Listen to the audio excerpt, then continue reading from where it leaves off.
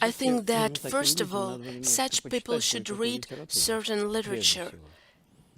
And in this regard, I can recommend such good books as, for example, the ones by our outstanding Russian philosopher and an Orthodox Christian, Prince Eugene Trubetskoy, who wrote what I believe to be an amazing book called The Sense of Life, where he examines in detail the different aspects of human life, and in particular he says what sense a human life acquires with the different keys. When I say a key, I mean a musical key. You know that with the same notation, the music will be totally different if you put a different key. The music differs depending on whether it's a key signature or a bass clef. It's the same here. Our earthly interests, values, and goals acquire a completely different meaning for a person depending on it. What are these keys? There are two main ones. One of them, which causes despair, depression, disappointment in life, is the wrong key to life. I mean, when all the meaning is only attributed to this life, but it doesn't take us much reason to understand that this life will come to an end and we can't help it. But even before the end of it, terrible things can happen to a person, to their business, health, family state, social state, and so on. Anything can happen. A person can walk out and get hit by a car.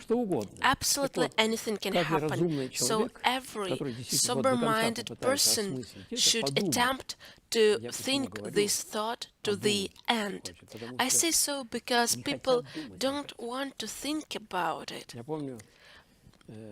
I remember when our Turgenev was asked about death, whether he ever thought about it or not.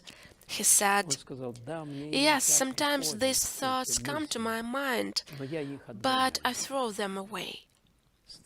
What a strange attitude some people have, and even most of the people have.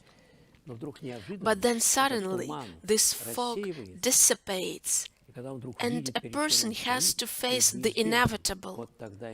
Then not just depressions happen, but also such a despair grasps people that some of them commit suicides.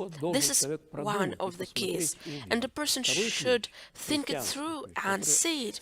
Another key is a Christian key, which claims directly that a human personality is immortal, and it turns out that everything that we do here, not just physically or mentally, but also meaning our hearts, souls, our feelings, desires, and dreams, and at last our goals, which are often unknown to anyone else, and that will never tell anyone.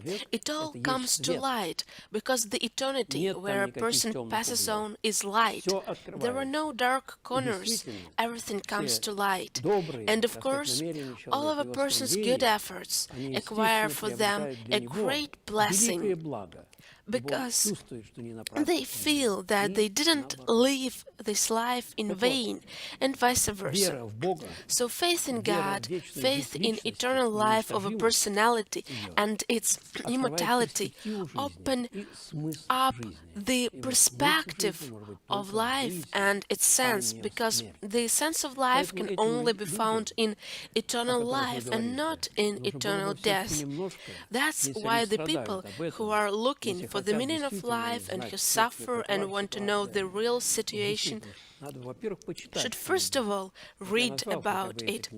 I suggested The Science of Life by Trubetskoy, but there are also other books as well. You can read Two Towns by Sergei Nikolaevich Bulgakov.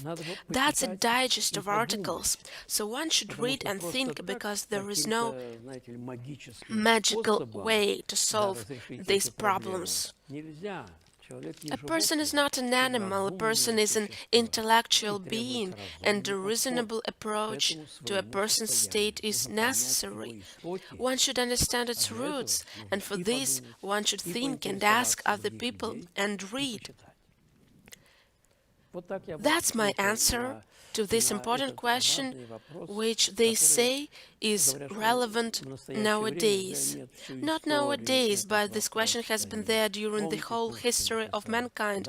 Do you remember the words by Pushkin, "Fruitless gift at random handed, life of mine, what was your aim?" That's what he wrote at some sad moment of his life. Indeed, and of course, it is a very important question which requires a very serious approach.